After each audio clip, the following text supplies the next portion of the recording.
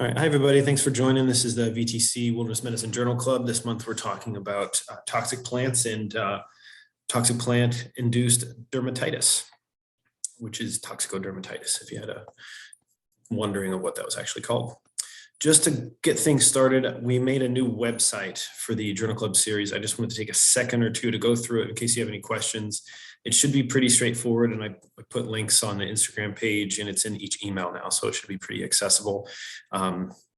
It kind of takes the place of the Google Drive folder. That way everything's in one spot. I'm just going to share my screen, and it should be here. Oh, sorry, the top thing was blocking me. Okay, can everybody see this? Okay, so here's the main page. It just has some information. Actually, sorry, here's the main page.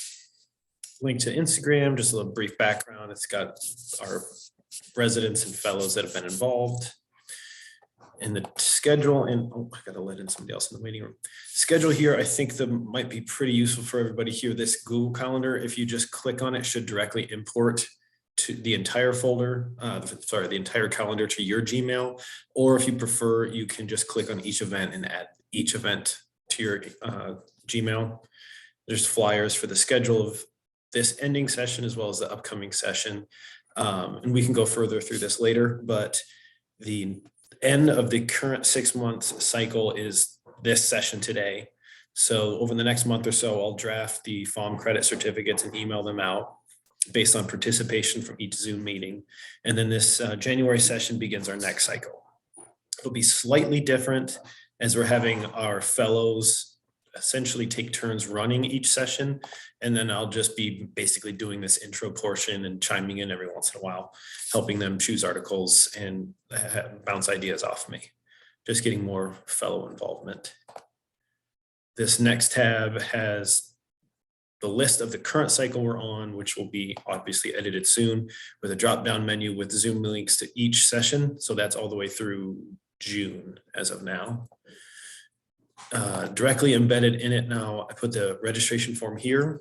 And the main reason it's so important to actually register is it helps me narrow down how many FOM certificates to actually make. If you're not a FOM candidate, you're not interested, it saves me a little bit of time to not have to make an extra certificate. And it's a good way to say what level of involvement you want, whether it's just attending or presenting. That helps me not have to send out last minute emails asking for help. Hold on, let me add somebody to the group. And it's just a good way to track. And as long as your email is consistent from the registration form and the Zoom links, I can find you. Like sometimes people just log in to Zoom with their first name or initials. That's sometimes hard for me to figure out who you actually are to put you down for a FOM credit for that session.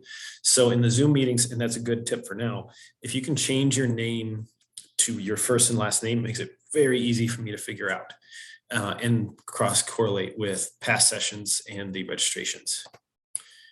This tab, and I had the WMS staff look this over so it jives with all of their terminology. It has some links to the WMS page and the FOM page specifically. And this first part should briefly tell you how to actually submit your credits. So you get the certificate and you email it to Gabby, and a link to her email address is right here. She will then adjust your FOM page so that shows up. And then when it's up in your page, you just click it, click submit, and then it's automatically in your FOM portfolio. But you do have to send the certificate every 6 months to her to initiate that. And if there's any problems, you can just email her or me and we'll help you.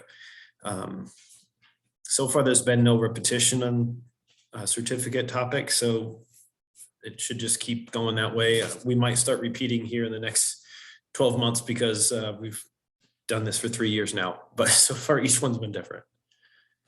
And next link is list from all prior content. And then if you click on the buttons here, it takes you straight to the folder with the journal articles discussed that time.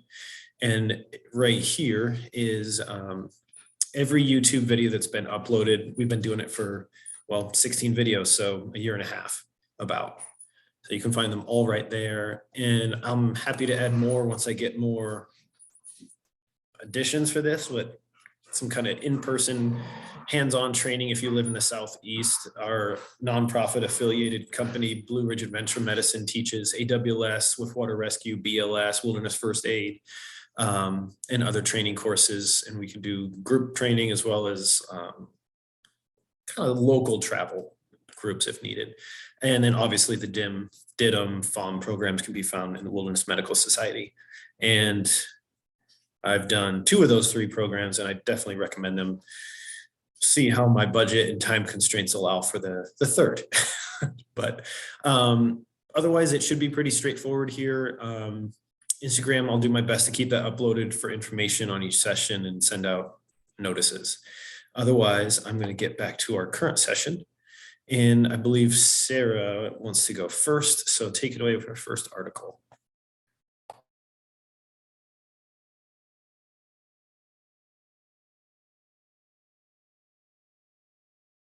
Sarah, just so you know, you are muted. Yep.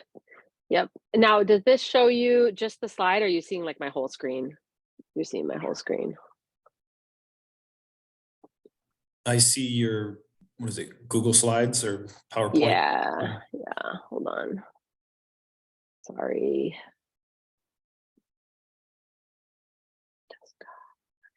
There's the one where you can do optimize basic advance. I'm so sorry. There we go. That's what I want to do.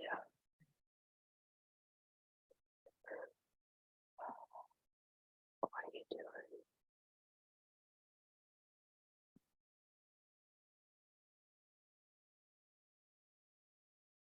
Just edited my slide by accident. There we go. Sorry, guys. I think it's the first time I've ever done this. Okay, so I took on the article Poisoning by Herbs and Plants, Rapid Toxidromic Classification and Diagnosis by James Diaz. And this was a very interesting article with multiple facets to it. And basically the accidental poisoning by herbs and plants, the take-home message is there's 50,000 telephone calls to poison control just about herb and plant ingestions, which is 8% of their total calls. At least 20 of those calls were from me this year, I'm quite sure. So accidental poisoning, 50,000 telephone calls, 8% of their incoming calls. And fortunately, it's mostly non-lethal plant ingestions in children. They've been found eating a household plant or an outdoor plant. Several of them are teens experimenting with hallucinogenics, some accidental expert ingestions. And I did have one of those. An actual mushroom farmer said, one of the ones in the bunch just didn't look like everything else. And so he took a bite of it and it made him extraordinarily ill. And that was definitely one of my calls, one of my many calls to poison control. And so they reviewed several different studies. And one of the ones that jumped out at me by Hartzell et al. Was that only 17% of the plants could be identified by medical staff by their common names. And only 13% of the plants could be identified as poisonous. And so there's 2 facets to this study. One is our current classification systems are a little more cumbersome and complicated than they need to be. And the other one is that medical professionals don't have good botanical observational skills. We can't identify these plants. So objective 1 of their study was to review the epidemiology of plant poisonings and outcomes. And there's several anecdotal studies, and they also did compile a lot of the research. 2 was to propose a rapid toxidromic classification system for highly toxic plants. And 3 was to compare to the current systems. So part of their literature review, they went through 22 case reports, 14 case series, surveillance studies, poison control center experiences, toxicological studies, and in total they reviewed 50 articles. And these were mainly on poisonous garden and wild plants capable of causing a fatal toxicity. So this isn't my kid was eating my spider plant. These are more serious ingestions. They did 2 different literature reviews. One was from 1983 to 2012. They found 45 fatalities, and they split these up into 2 groups. One was herbs, which were seed-bearing or flowering plants without year-round woody stems. And the second group was plants or plant shrubs and trees with perennial woody stems. Inclusion criteria was an accidental or attempted or successful suicide. Exclusion criteria were homicide attempts or homicides. They took those out because that's not an accidental ingestion. Krenzalak et al. Looked at cases from 1985 to 1994. They looked at 912,000 cases. They looked at across all of them. They found that household plants were the most common, and philodendron being the most common of those. Something called Dieffenbachia or dumb cane, which I need to Google what that looks like because I don't know what that is. Poinsettias, and most of us probably can recognize a poinsettia, and we know that they're poisonous. Capsicum annuum or red pepper, and ilex or holly. And I bet most of us could recognize holly also. So then again, in 2000 to 2009, they evaluated 668,000 cases. They found that these were, and they looked at different parameters this time, they found that these were 52.2% male, so basically half and half. More severe outcomes were in intentional hallucinogenic ingestions or suicide attempts. Children less than 5 were 80% of the plant exposures.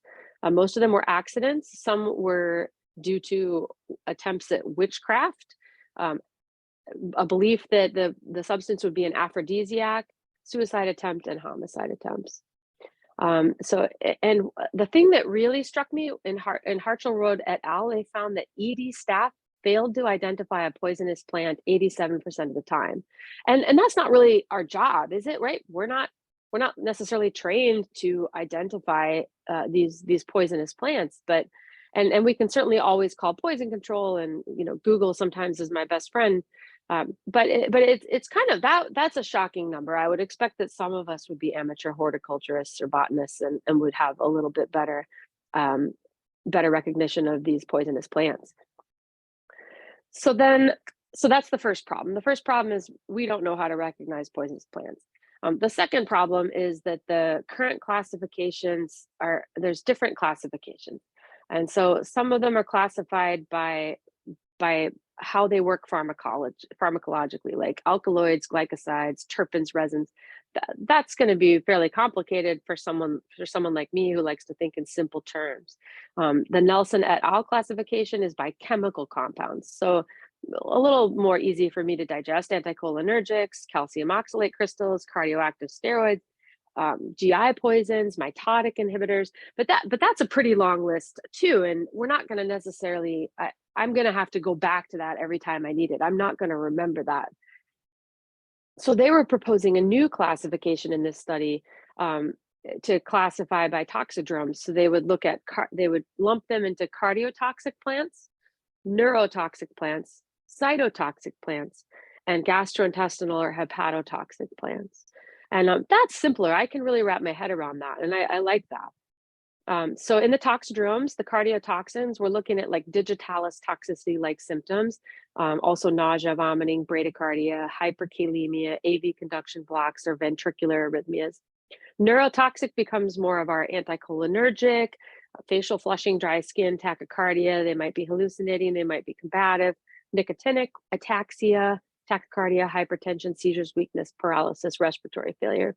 And then cytotoxic, so abdominal pain, nausea, vomiting, watery or bloody diarrhea, weakness and dehydration, as well as metabolic acidosis, elevated creatinine clearance, and multi-organ failure eventually. And then the GI hepatotoxic, they're going to be drooling, dysphagic, have abdominal pain, probably increasing hepatic enzyme levels, and a late finding would be jaundice.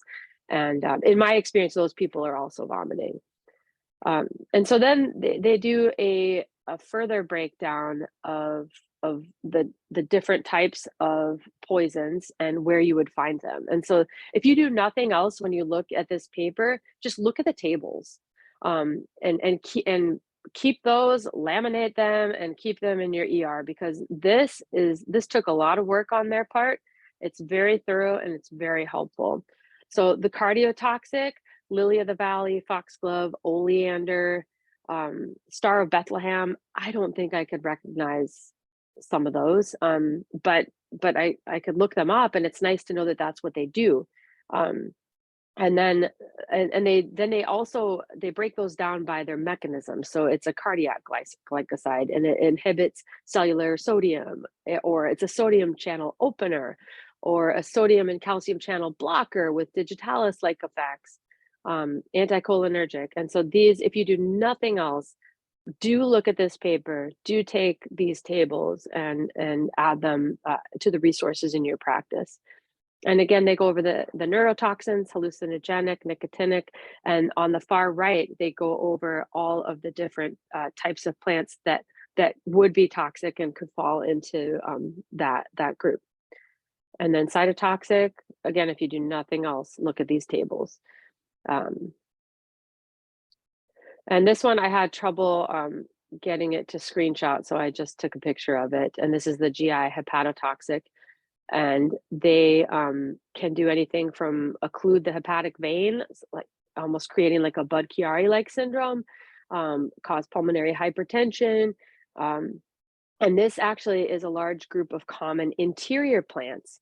And so these parts, when they're chewed, launch calcium oxalate crystals from special things inside the plant. And so this is the dumb cane, the mother-in-law's tongue, devil's ivy, philodendrons, peace lily. And so these are plants that can be common in a household. So if you have young children, you want to make sure that you don't have any of these lying around. And so they also had a few opticals and pictures, which I thought were very helpful. And the oleander, found in Mediterranean areas, contains the cardiac glycoside oleandrin in all of its parts. So whether you eat the flower, the leaves, the stems, and I always shudder a little bit when one of my friends grabs a flower and eats it, because I just don't know enough about plants to know which one they're eating. This is an example of the trumpet plant, or angel's chalice. And this is widely cultivated. It's a flowering vine, and this contains anticholinergic alkaloids, similar to like atropine, hyoscyamine, scopolamine.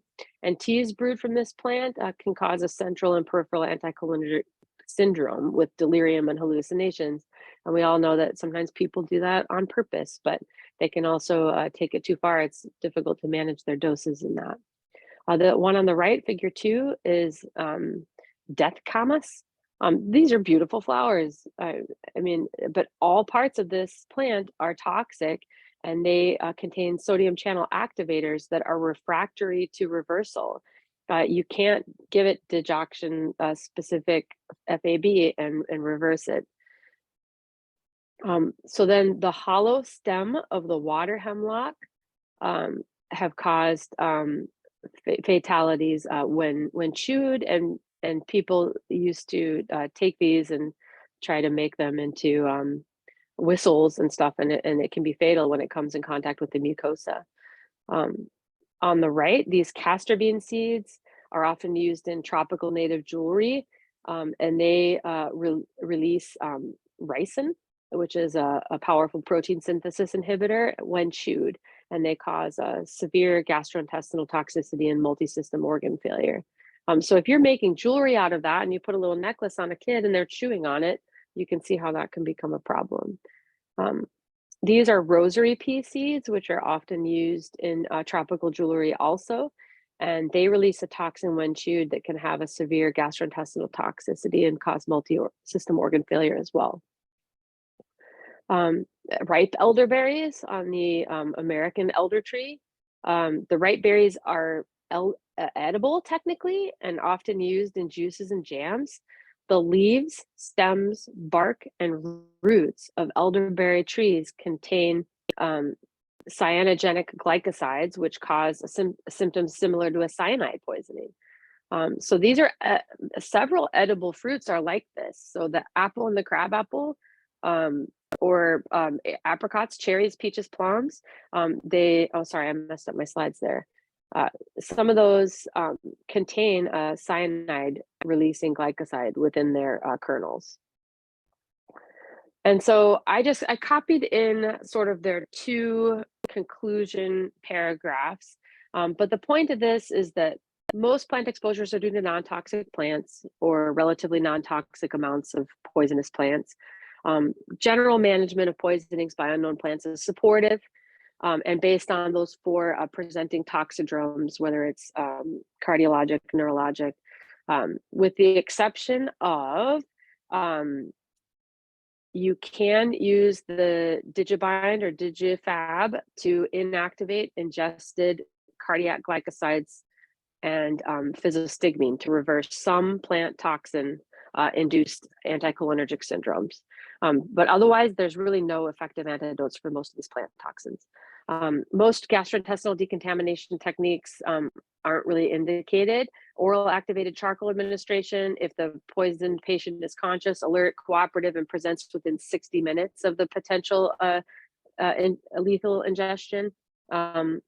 They talked about whole bowel irrigation, offering an opportunity to completely cleanse the gastrointestinal tract of the poisonous plant matter, but that should be reserved only for patients who have ingested significant amounts of a poisonous plant that would release toxins slowly over time, like the chewed apple, cherry, or apricot kernels. So if you're eating an apple or an apricot, you should not eat their kernels. They contain something similar to cyanide. And in conclusion, colorful cultivated wild plants and their fruits and seeds, some of which are toxic, will continue to attract infants and toddlers who put their mouths on everything. Teenagers are going to want to experiment with something that they read about that they think is going to be hallucinogenic. And even experienced people, like I said, I had that patient who is a well-known mushroom expert and mushroom farmer, and saw one he didn't recognize and took a bite of it on his farm. But I like the simplicity of their toxidromic classification system, and I strongly recommend everybody print out those references. And as always, these guys. And hopefully that was in depth enough on that article. You could spend hours talking about that article. Yeah, great job. That's definitely one to just kind of have saved at the ready. It'd be pretty tough unless you're a toxicologist. And even then, I think they mostly just focus on medications based on my month. But definitely good to have access to. Any questions or experience with any ingestions or exposures like this? I did have a question. What is whole bowel irrigation entail as opposed to simply like gastric lavage? Whole bowel irrigation, I think, is more like an enema. Does it also have lavage?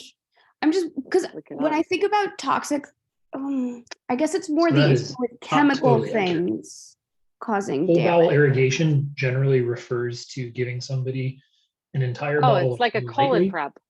Correct, which is a typical colon prep, which is a 1 gallon bottle, or I believe 17 doses of the 17 grams in 8 ounces of Miralax. Yep, it's like a whole body enema. So I guess in this case, the issue is you want to get it out before the patient can absorb everything. Correct. Whereas with more caustic things, you do exchange or suction so that you're not causing more damage as it comes out. Yes, and some of those, the problem is that they absorb over time. So you want to increase their transit out. Got it. That makes sense. Thank you very much. Yeah, thank you. That was a great question, and I hadn't gotten full clarity on that either.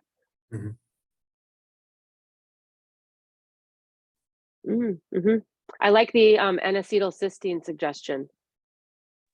Yeah, there's actually some recent CJ. literature too to show that for some cytotoxin that fomepizole, which we typically think of for toxic alcohols, might be protective of like severe metabolic acidosis, but it's definitely way more expensive than NEC. Yeah, but very, very cool and something to read more about. Thank you. So Sarah, one question I had about this is that Yeah. they propose a theoretical like model for how to organize the information. Is there anything out there that's currently available that kind of mimics that, or that they've gone beyond this paper with? Justin, you might be able to answer that as well. I looked into a couple, basically they all break down into different tables like in this article. A couple presentations I've seen about how to, like in an emergent setting, how to rapidly identify what toxidrome you're dealing with. Actually figuring out the exact plant that was you were exposed to or the patient ingested is less important than identifying the toxidrome. Because once you figure out what the toxidrome is, you kind of just treat that.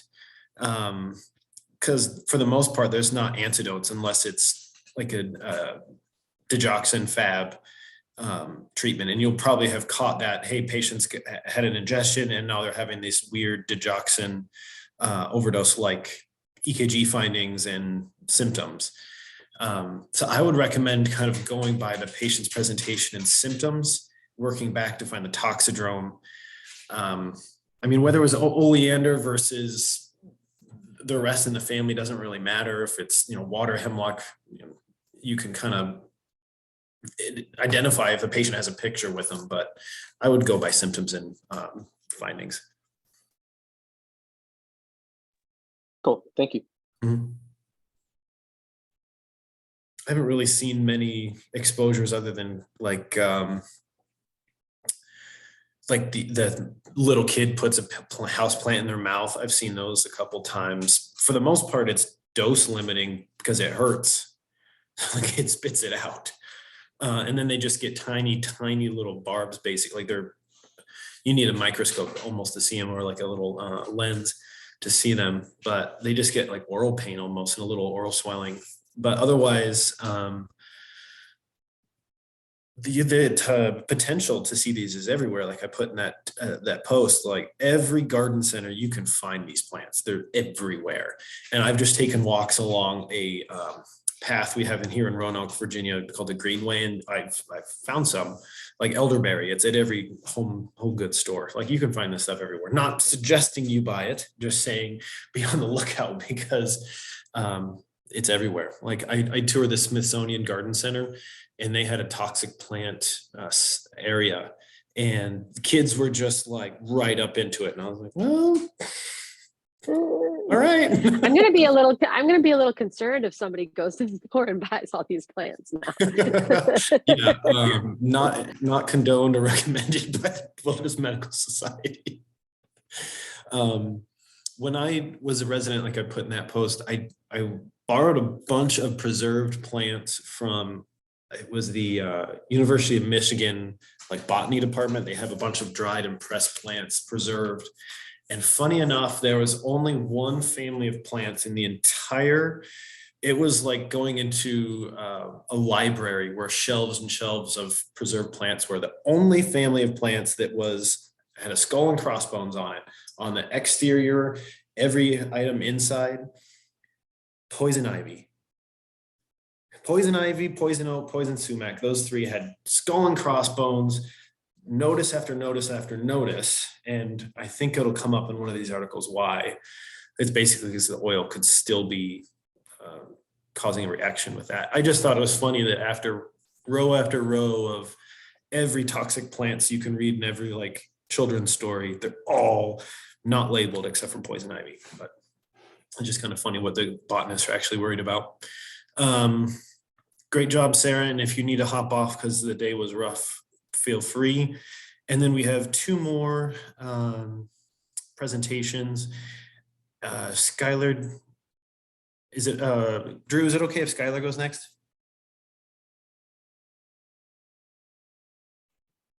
Yeah, go for it. Cool. Skylar, why don't you take it away with your article? I'll mute myself. Sure. I just popped something in the chat. There is a garden in the UK. It's a poison garden, and it's been called the deadliest garden in the world.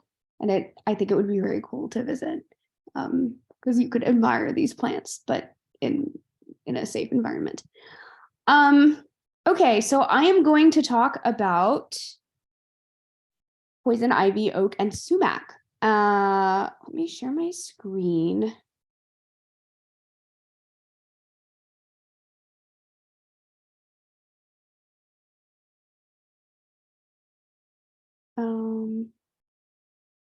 How is that? You see my slide? Looks good. Great. Okay. So the article is called Toxicodendron Dermatitis. For those who don't know, the scientific name for the plants, the genus for poison ivy and oak and sumac, it used to be Rhus, R-H-U-S, but it is now Toxicodendron. So Rhus dermatitis is the same thing. And this is a review in Wilderness Environmental Medicine by Gladman. So here's my presentation outline.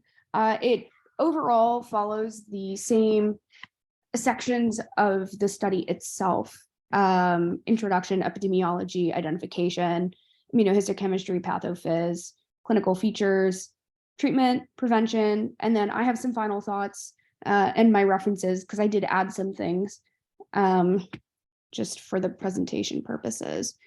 So this paper is not too long. It's a broad overview of many different topics, as you saw on the previous page. I do think that it's relevant to a wide audience, not just those of us who are here.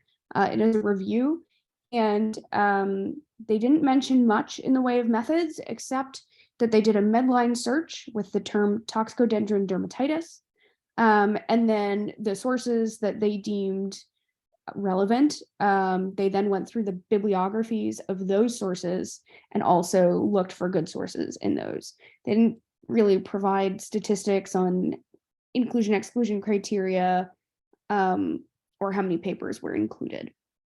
The epidemiology, I would encourage all of you to look at the article and read the epidemiology section. I picked out some of the more striking numbers to me, but I didn't want to overcrowd this slide. There are more. Allergic contact dermatitis from any of these three plants families is the most common cause of allergic contact dermatitis in North America. It affects anywhere from 10 to 50 million Americans per year. It consists of 10% of US Forest Service's lost time injuries. And in California, Oregon, and Washington, 1/3 of forestry workers are disabled for some period of time and have to miss some amount of work during the fire season because of allergic contact dermatitis from these plants. And then in general, I think one of the reasons that you would have seen all of those skull and crossbones is not only because those plants could still be effective, but because of how prevalent their effect is. So up to 75% of the US adult population is clinically sensitized to these plants. So on to identification. They did some description and they have this great table. I'm a visual person, so I included a couple of images here. This is poison sumac. This is a type of poison ivy, I believe. And you're welcome to look at this table in the actual study paper. But I think the most important takeaway from this is you cannot escape. You cannot escape these plants unless you go above, say, 5,000 feet, I think they mentioned. So you can go hide in the mountains, but there isn't really a place in the United States, state-wise, that is free and devoid of all of these plants. They did mention an excellent resource, the USDA's plants database. The link is down here.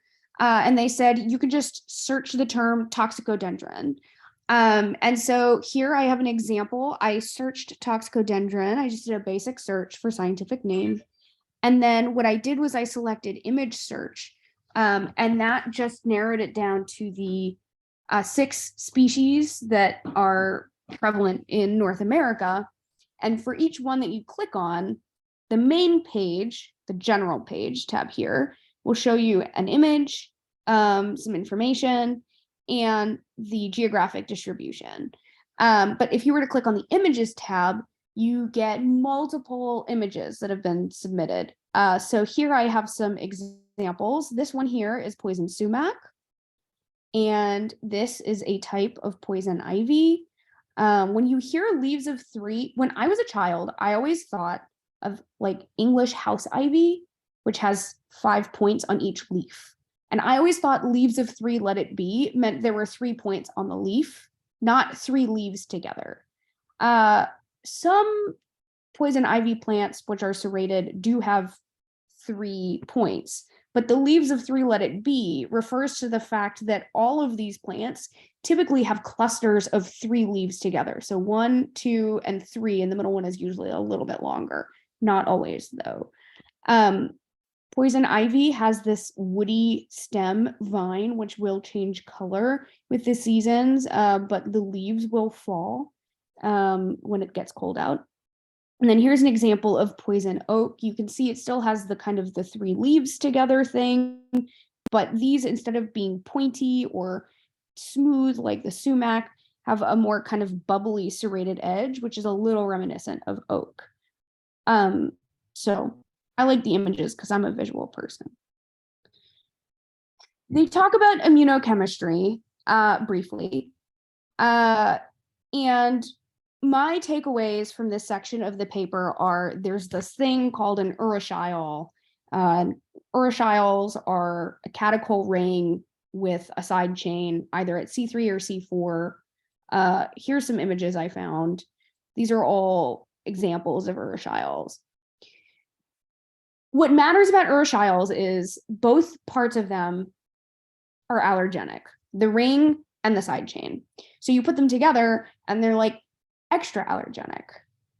And they're very similar between types of poison ivy, poison sumac, poison oak. So if you're sensitive to one, you're going to be sensitive to all of them. There's going to be a lot of cross reactivity. Additionally, people can even react to similar compounds found in other members of the family. Remember, Tetrodendra, the word that I can't remember, is the genus, and the family is Anacardiaceae.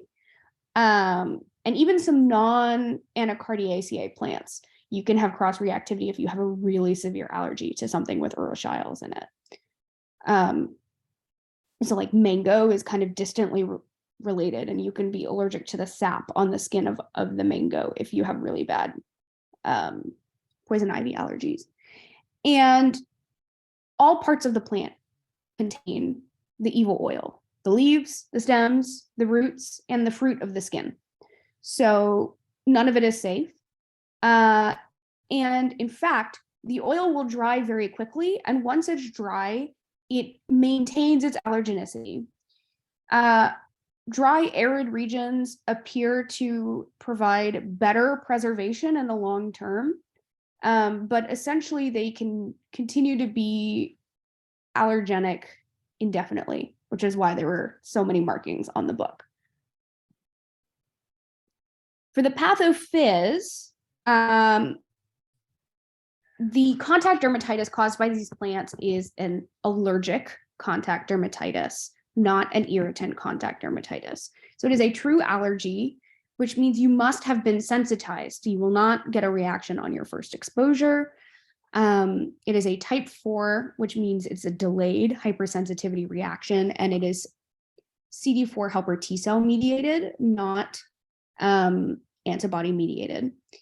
Interestingly, and I didn't know about this, but keratinocytes also appear to be involved, which, you know, historically people just thought of them as having a structural role and a kind of a barrier purpose, but the living keratinocytes actually appear to release pro-inflammatory cytokines early in the response, which precedes the CD4 reaction. So there's some amount of inflammation to the area before the full-blown reaction with the CD4 cells, which take a while to get there. And this is just, I outlined here kind of the oil, which you can see on the leaf. It's very shiny. And that's the bad stuff. But it's everywhere on the plant. It's not necessarily going to be shiny. So for clinical features and progression, this is somewhere where I did look at other sources. I think the paper did a great job of providing some important alternative diagnoses when someone comes into you, either in the office or in the emergency room, that you should be considering. I didn't think that they necessarily teased out all of the relevant details, so I did add a couple here. But allergic contact dermatitis and irritant contact dermatitis are the two big similars. Allergic contact dermatitis typically occurs 24 to 48 hours after exposure to the plant. However, if you've had multiple exposures and you've had poison ivy rash many times and you have a very severe reaction to it, it can happen in as few as 5 hours. So timeline isn't the only thing that you should be relying on. It can also take apparently days, even weeks in some cases. I think the longest they said was 15 days. Obviously, that's an extreme. But compared to some other things, irritant contact dermatitis is minutes to hours, so there's some overlap. They will look similar initially because there will be a localized aspect to the rash. Allergic contact dermatitis will become more diffuse over time, at least in the case of the poison ivy and similars. Whereas irritant contact dermatitis will not be spreading. It will stay in the original area. They both have erythema, papules, and vesicles, but something that's very important is that allergic contact dermatitis is going to be itchy. You're going to have pruritus. Whereas in irritant contact dermatitis, it's non-pruritic, okay? So pain, burning, scalding feelings. It's really not going to be itchy until it's healing and getting much better. Can there be some pain with allergic contact dermatitis? Absolutely. If you have horrible open weeping wounds and they're getting poked and rubbing on stuff, that's going to hurt. But the main symptom is going to be pruritus. Other things that you might confuse with allergic contact dermatitis include nummular eczema, which really is going to be chronic. It's going to look like the patient's previous flares. It is going to be pruritic, but you're going to have isolated circular patches. Nummular means coin-shaped. So these patients are going to have a history of atopy. They have eczema. Maybe they've even had nummular eczema before. They're going to have these flat circles. They're not going to develop into papules. They're not going to become weeping blisters. And this is going to be something chronic that they've had before. Bedbug bites really, in my mind, don't look anything like allergic contact dermatitis, except maybe in the very early stages, because bed bugs like to bite in a line. So you'll have multiple raised erythematous papules in a line. And you're like, oh, it's linear and it's itchy. But there's going to be a history of staying somewhere that has bed bugs. There's not going to be any vesicles. They're not going to have had exposure to any of the plants that we're thinking about. And it's not going to change over time. It's not going to develop your papules, your vesicles. And also it will occur much faster from exposure. The last one, which is also a plant dermatitis and deserves an honorable mention because it was not covered in this paper except for as a differential, is phytophotodermatitis. And an example of this is the wild parsnip. There is something in the sap or the oil of the plant which gets on your skin after you brush up against it. You don't notice anything. Then 12 to 24 hours, maybe 48 hours later, the parts of your skin which had the sap on it, which were exposed to UV radiation, have a substance in them that is converted chemically to something that causes a burn. So this looks very similar. It's from a plant. It has a delayed onset. It's going to be erythematous. It's going to have papules. It's going to have vesicles, but it will only be in sun-exposed areas. It doesn't become diffuse the way that the poison ivy does. And it will be painful and burning, not itchy. So those are your main differences. Okay, on to the pictures. So these are the pictures that were included in the paper. They're in black and white, which I think is an interesting choice. Early on, you will have, or you will see, in most cases, not always, a nice linear pattern. And you can have small vesicles in a linear pattern. You can have just erythema if it's very mild. But the linear pattern comes from brushing against a plant and it sweeps across your skin as you're walking past it. And it really helps in the differential because not a lot of things kind of leave that mark, that distribution of linear. You're also going to think about what parts of the body are likely to have come in contact. If you're whacking away at plants as you're pushing past, you're going to have it on the arms. You're going to have it on the ankles, which are exposed. It's unlikely to be on someone's trunk as the first place of appearance if they were fully clothed, but it could happen. And we'll talk about that in a little bit. Here's another example of early phase. There's erythema, which you can see is the darkness. And there's very small bumps. They don't even necessarily have fluid in them, so they can start off as papules.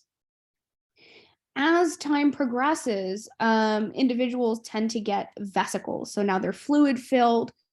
In this patient, you can see there's still like a linear aspect to it. And important, there's a myth. I don't know if it's a myth among people who actually know about this, but it's a myth among lay people, and I certainly believed it, that the blistering areas are extra contaminated with oil, and actually the inside of the vesicles has more oil. So when you scratch it and it pops and the oil spreads, and that's how the rash spreads. That's actually not true. The blister fluid is blister fluid, which contains like serous fluid and cytokines.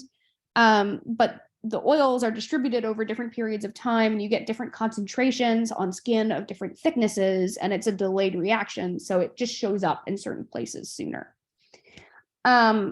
This image here is a great example of severe allergic contact dermatitis from poison ivy or sumac or oak.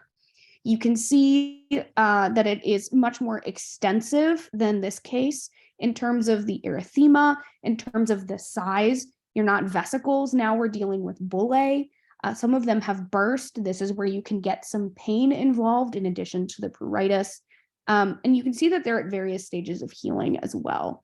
This is a case where you might worry about secondary infection. So important to keep things clean. I did just want to add some images with color.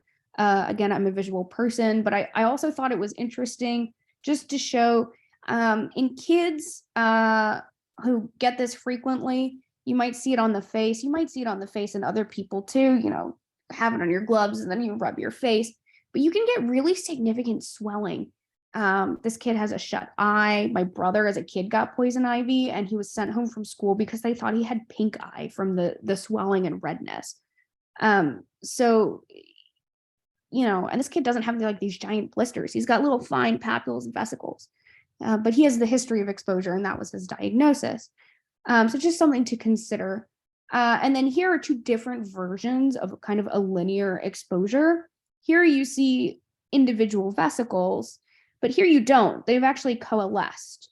And so it's one big thing. It looks more like a jellyfish sting almost, but it's the same diagnosis. It's just a different presentation. It's got the erythema, it's got the blister, and it's going to be very itchy.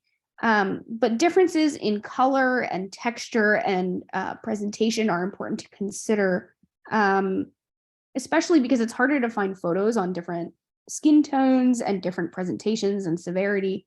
I just wanted to include some more here for our edification. So what about treatment? Something that I thought was very interesting is that urushiol is apparently quite dissolvable in water, but it's temporary. So if you wash immediately, you're going to get rid of most or all of it. If you wash within 10 minutes of getting the oil on your skin, you will clean off 50% of it. By 15 minutes, you're only getting 20 to 30%. By 30 minutes, you're getting 10% off. And after 30 minutes, you're essentially getting 0 off. And they did talk a little bit about why. It has to do with how quickly your skin absorbs it. But it's interesting because they talked about some studies that looked at post-exposure solvents. And if you use them within 2 hours of exposure, that can actually prevent, for the top 3, prevented any dermatitis arising in 70% of individuals in this study. So there's still something that's happening from the 30-minute to the 2-hour mark where you have an ability to have an effect. So I'm not really sure how all of these different points in their study connect scientifically. Zanfel was another one. It was looked at in a different study that reduced dermatitis severity in individuals who were exposed. The studies were both very small, but they were done in individuals who were known to be sensitized and had previous reactions, and were intentionally exposed to a certain amount of urshile in a lab environment. The other really important thing is to wash the clothing. Just like that paper in that book with the pressed plants. The oil will soak into things and dry and stay there until you remove it. So if you keep wearing your clothing, even if you've gone through this, washing with a special soap to get everything off your skin, you're just going to put it on your skin again. So it's very important to wash the clothing. They didn't really provide information on how many times, or hot versus cold, or if there's special laundry detergent. I don't know, but gotta wash the clothes and the equipment. Additionally, they talked about some other things for people who need treatment once they get to a healthcare setting. So no topical antibiotics. Topical antibiotics are awful, awful, awful. Dermatologists hate them because they have things in them that are very, that have a high allergy inducing potential. And you're putting it on open, angry, already allergic reacting skin. So there's a high chance of stimulating the immune system into thinking that that is also an allergen. So bacitracin, neosporin, no. Topical antihistamines also can just make it worse. They didn't really explain why. So if someone needs antibiotics because you're worried about super infection, you give them oral antibiotics.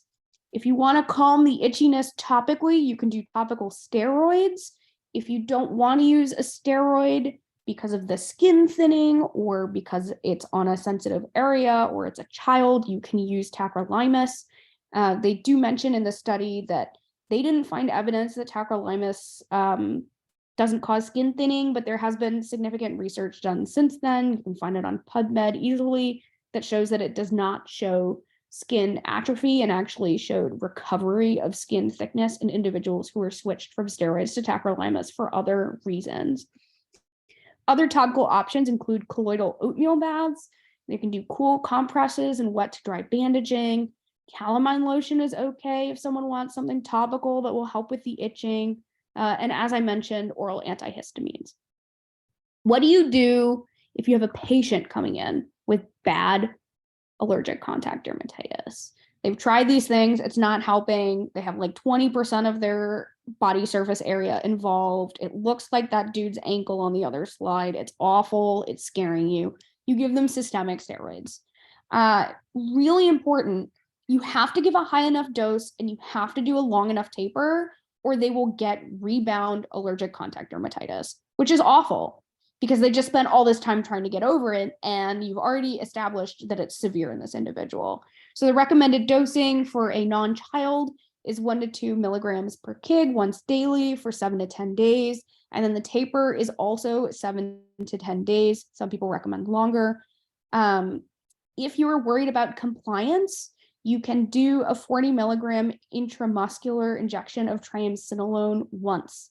It does or should provide coverage for an adequate time, but there is a possibility of rebound dermatitis and you should be informing your patients of such. For prevention, obviously the easiest thing is to avoid plants, but what are you going to do if you like hiking and you don't want to avoid plants, or you can't avoid plants? It's part of your job. Wearing dry, loosely woven clothing is actually very effective. Thin clothing that gets wet and sticks to you will wick up the oil and cause higher likelihood of developing the allergic contact dermatitis. So earlier when I said it's unusual for the first place for it to show up is on the trunk, this is an exception where you're completely covered, but you have some really sweaty thin clothing that gets stuck onto you. That's where you're going to have your rash first. Vinyl gloves, interestingly, are occlusive enough. They do not get penetrated by urushiol. Latex does.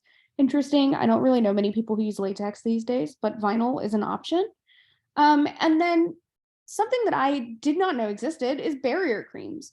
In the same way that we use that for diaper rash on babies, there are barrier creams for dermatitis that have been studied, again, in small studies, but well done, for efficacy. There is a small study that they mentioned, which looked at 7 brands, and they determined that 3 had statistically significant and clinically relevant reduction in dermatitis in people with known allergy who were exposed to urushiol. So Stogagard was the best. It had a 59% reduction in dermatitis, like prevention of the person developing dermatitis at all. Hollister Moisture Barrier was 52% and Hydropel was 48%. Another product that they looked at, Uniderm, appeared to possibly enhance rash, so avoid that one. And a different study looked at Ivy Block, which prevented any dermatitis at all in 68% of participants and reduced the severity of the dermatitis in the remaining 32%. And that one is FDA approved. My issue with that is that it contains an allergenic compound. So if you have someone who you know has atopic dermatitis, so that's eczema, or they have lots of irritant contact dermatitis, they're someone who tends to react to things, that's maybe not the best option because you're preventing an allergic contact dermatitis, but you're exchanging it for an irritant contact dermatitis. Something to consider.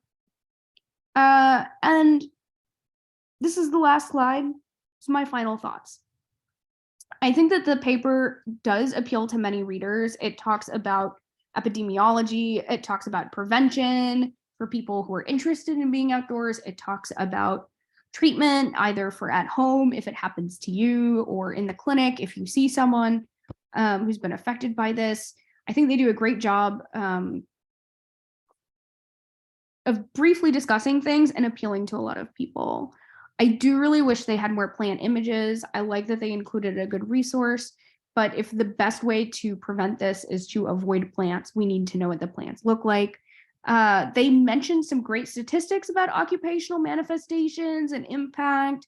They mentioned something I thought was wild, which is that you can get inhalational image and full body contact dermatitis if the plants are burned. So if you're like in Park Service or you're a volunteer firefighter and there's a forest fire and you're one of the first people to arrive, you can get this horrible disease manifestation. And they just put that sentence in there and then they never talked about it again. So I kind of want a follow-up on that. It's in a wilderness medicine journal. I think they could have had it more targeted towards wilderness medicine jobs. Like I said, I didn't think that they did the most in-depth explanation of a differential, so I did add some information there. But I do think that there's some important pearls to take away. One, wash immediately. If you think you've been exposed, wash the skin. You can just use water. Some sources actually recommend against using soaps because they don't want you to spread the emulsified oil. Steroids, as a clinician, it's important that you're dosing them appropriately to avoid or minimize the chances of rebound. And don't use topical antihistamines. I think when I think of something itchy, I always reach for like the topical Benadryl so that I don't get drowsy, but that's a no-no in these cases. So those were my 3 pearls. And here are my references. I know it was a little bit long, but thank you for listening. No, great job. That was very thorough. And like CJ just mentioned here, most providers give a shorter course of steroids than I would recommend for poison ivy. I know that article and what you posted there was 7 to 10 days. I'd go more on like 2 to 3 weeks. I got poison ivy, I think it was early this past summer. And I had a friend through officials avenues prescribed me prednisone, did a 3-week taper, 21 days, like CJ said here, starting at 60 milligrams, tapering every 3 days. Makes it pretty easy to prescribe patients 10 milligram tablets and then free text right in the dose to be adjusted every 3 days. Definitely something to talk about patients. Every time I give somebody a steroid course like that, I talk about the abnormal symptoms they might experience. Some patients, they get extra appetite. Sometimes they get appetite suppression. Sometimes they get really anxious and hyperactive like caffeine. Some people get almost sedated. I got so much energy. I loved it. I had a blast. My brother was manic. He was put on steroids as a child, not for the IV, but for an asthma attack. And he kept me up because he knew he wasn't allowed to wake our parents up. Oh yeah, I warn all my patients about that. And CJ, I made my own smart phrase because that's a lot of typing if you do free text. Epic has some cool cheat codes that you can use basically with smart phrases. So much energy. I kind of balanced mine out because I was so itchy. I was wearing like long sleeves, so I didn't scratch myself. What else did I gave myself Benadryl just to try and help the itching, but so I was just counteracting the prednisone effects with the Benadryl. Yeah, it's interesting. Yeah, caffeine, man, unless you're doing pre-workout doses. That's hilarious. It's not doing anything. Yeah. One of the other advantages of oral antihistamines is the sedation. They can make you sleep, and it can be very difficult to sleep when everything itches like your skin needs to be ripped off. So people will frequently, anecdotally, people I know, because I am not sensitized to poison ivy, which is incredible. I'm sensitized to like everything. But people I know will intentionally reach for first gen antihistamines because they want to be sedated. They want help sleeping. It is difficult to sleep when you itch like that. In a little bit of a branch point, but like for just run of the mill seasonal allergies or minor allergic reactions of any kind, more and more, especially in pediatrics, they're recommending like Claritin or Zyrtec over Benadryl. And for like truck drivers and people that are on the road, not great to be sedated with Benadryl. I've actually read some reports of people getting charged with like reckless and inebriated driving from Benadryl. So remind patients, and especially if you have diabetics, and you're giving high doses, long-term tapers of prednisone, that you might not suck it up or adjust your insulin doses accordingly, and just let them know, hey, you might ride high with your glucose levels for the next couple of weeks. So that was very good review of poison ivy and other toxicodendron plants. I would say they definitely can mimic, or sorry, the alternative is true. Other plants can mimic these plants. Specifically poison ivy, it's box elder, looks almost identical, and they actually grow together. So kind of cool. That way, if there's any leaves of 3, just don't go near it. Don't touch it. Any woody looking vine, don't go near it. Definitely don't put anything that possibly come in contact with poison ivy on your fire. And it's pretty easy to not catch it. Pretty easy to not notice it. I mean, everybody's on the lookout all the time, especially in the winter when the leaves have dropped and the vines are just exposed. It's easy to get it. Any questions otherwise?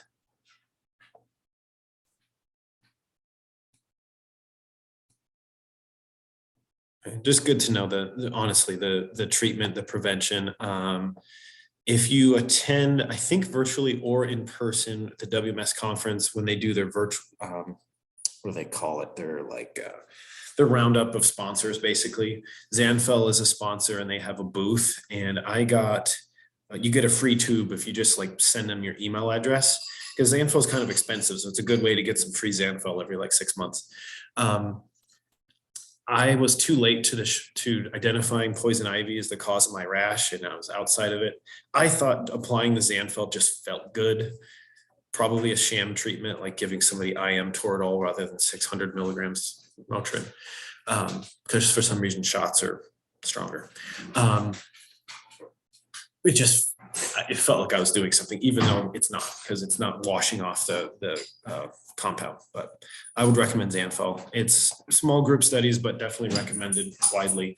I don't know much about Technu or the other ones. Avoidance, if you can, is the best strategy, because it's otherwise miserable for a couple of weeks. I do have a great thing to tell you about those things. Technu and Zanfel are a little on the expensive side. There's also poison ivy goop, but Dial Ultra dish soap, the stuff you use to wash your dishes, the stuff they use for baby birds covered in oil, works for poison ivy just as well as the expensive big brands. So if you want to just bring that with you, I mean, I think the issue is like bringing that with you when you're out in the field. And it needs water so you can wash appropriately. But Dial, great option. It's even CJ approved. It's definitely all about noticing it, because it's very much time dependent, like you said. So if you notice it, don't just be like, well, I may as well finish this chore. Just run inside, wash it off, change your clothes, and beg for forgiveness that you don't get poison ivy. Otherwise, I think we can change gears a little bit to my favorite mushroom, Amanita muscaria. Drew, can you take over? It's my favorite, and I can go on and on and on about it. Maybe we can go into some fun historical, nerdy, cultural references afterwards. Deal. The mic working? Yeah, but your colors are off. I was green. How green? Normal green or bad green?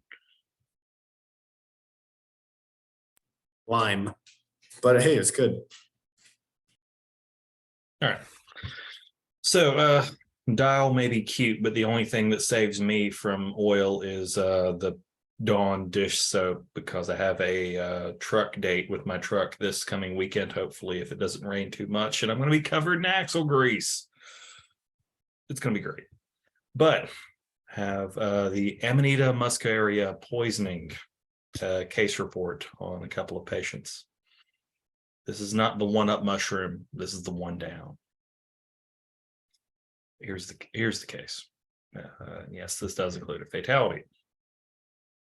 So Amanita muscaria, they're everywhere. They said the northern and southern hemisphere. So yes, they are worldwide. They are sought out for foraging, and they are also available for hallucinogenic effects. Yeah, I'm trying to figure out if this bar up top can go away. But the majority exposures are relatively okay. What is it? Amanita muscaria. There are 1,000+ species, and I had to remind myself on the whole taxonomy over here, and it's not a dog, of what are we talking about, the family of Amanita muscaria, but there are at least 1,000 species, and just pretty much the zesty ones that like to kill us are the ones that get studied more heavily. And we have a couple of neurotoxins to thank for that, ibotenic acid and muscimol. And these mushrooms are foraged, grown, ordered online, sought out for their psychogenic effects. So we have case one here, and this is actually the mushroom we're talking about, but it looks like several hundred others. This is chap, 44-year-old male. He ordered these mushrooms or shared some with his buddies, and they were dried mushrooms. And he initially evidently had a period of unresponsiveness. His buddy finds him to be cold, drags him out in the sun to warm him up, and then notices, oh, he's not doing too hot. He's in cardiac arrest. They summon EMS. He ate possibly 6 to 10 dried mushrooms, and this is important for later. This is an actual picture of what was given as, I guess, evidence for the ingestion. EMS arrives, CPR, epi and atropine, because he's in asystole arrest, and I guess this was still when atropine was the rage. They get Rosk. He gets to the ED. Initially heart rate of $135, a little hypotensive. He's freshly undead. 100% O2 because he's tubed on 100% oxygen. Unresponsive, GCS3, flaccid, everything, no reflexes whatsoever. Bun of 17, creatinine at 2.4, a little hypernatremic, 155. The dog's going bonkers in the background. He's a little hypocapnic. Is this from the effects of the mushroom or somebody bagging him too fast? We'll never know. And in addition to the mushrooms on board, they discovered just in a tox screen, opioids, cocaine, THC, and amphetamines.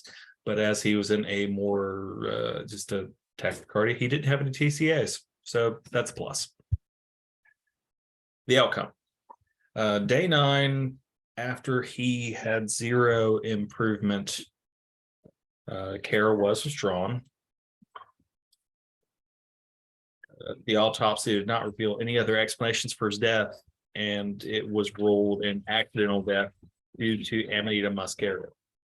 He did have some initial ST segment compression in the inferior leads, but he also had cardiac arrest and lack of perfusion.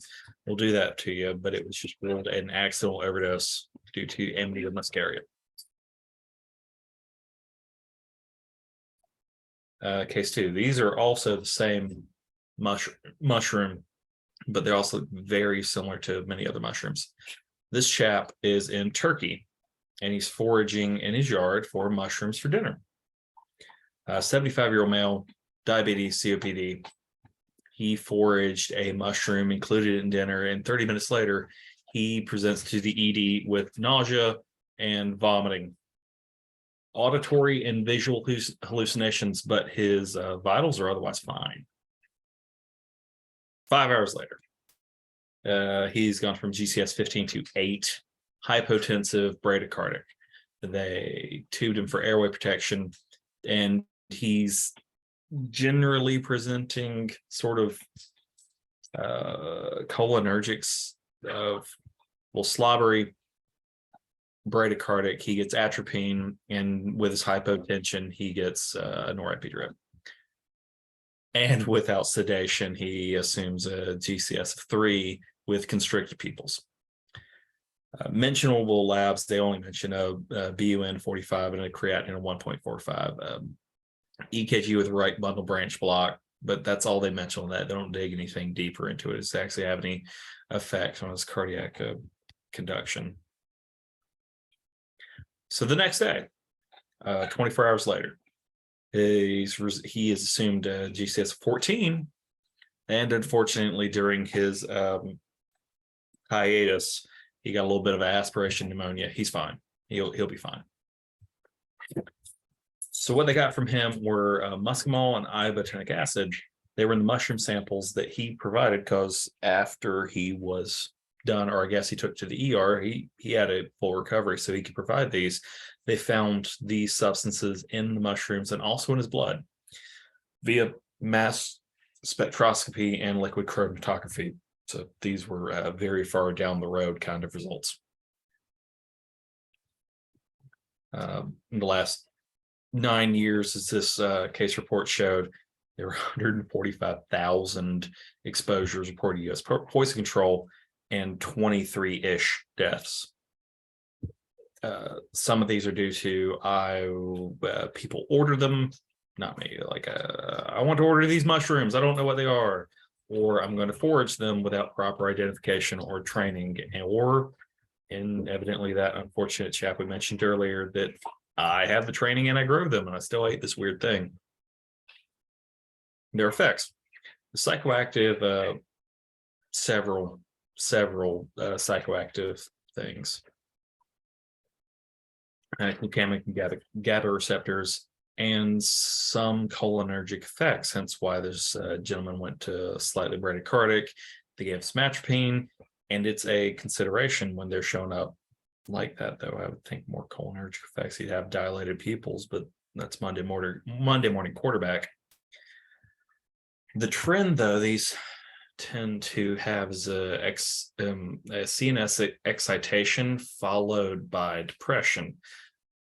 Nausea, vomiting are fairly frequent, but the problem is the more trend being excitation, initial auditory visual hallucinations, seizures, and what's our off the hip we're going to hit them with our seizures is benzos.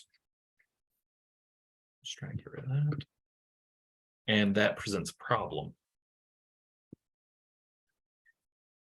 So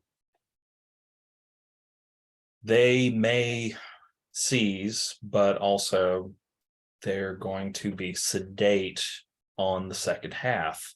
So when they have seizure and we give them some benzodiazepines, we're going to accentuate the second half sedation, and that it's going to be potentiated.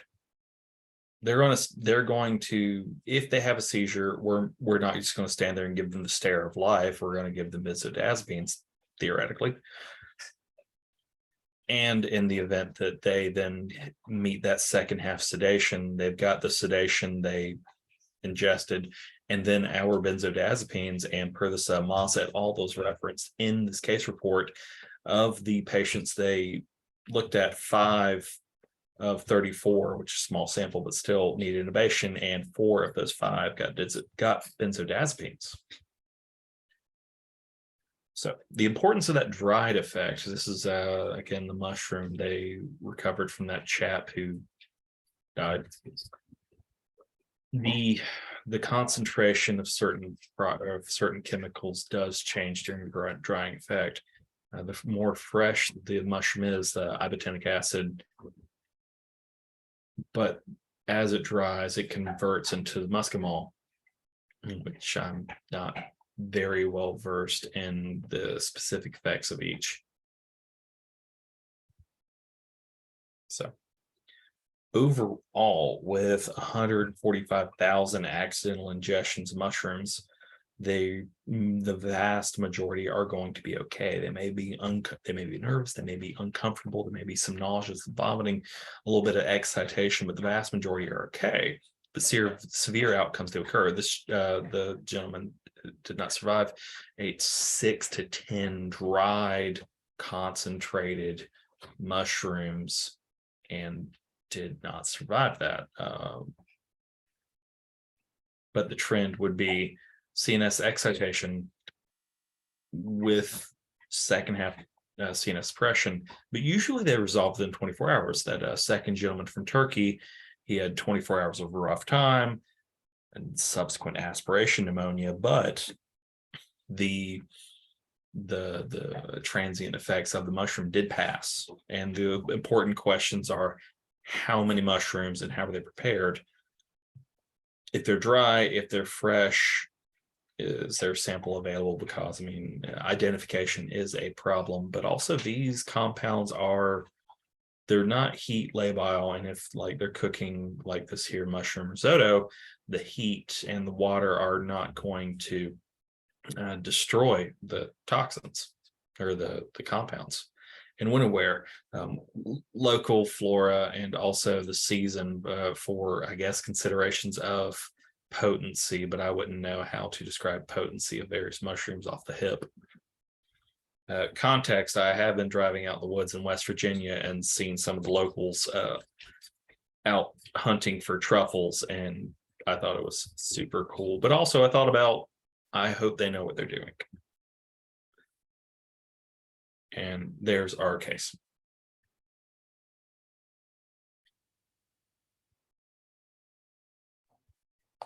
Perfect, thanks. Yeah, and if you oversedate, just to, you can always protect the airway, but if you're letting them seize over and over and continuously, that's no bueno. I was just trying to briefly look that up, the different ratios of ibotenic acid versus mucimol based on drying. One gives you the anticholinergic effects, one gives you the hallucinations, and the ratios change based on fresh versus dry. I couldn't, in the amount of time I had there, briefly find which causes which effect at which time, but that's just good to know that drying versus fresh is different, and then you can kind of find that as you need to. Does anybody know dry versus fresh effects? I might actually got this wrong. My father-in-law and I were actually talking about this like 2 days ago. I thought this was funny that it came up. But I believe the more it's dried, the more hallucinogenic and the safer they become from an anticholinergic perspective. So more fresh, more likely to have the less desirable effects. I think that's correct. I think so too. I'd have to, based on my report.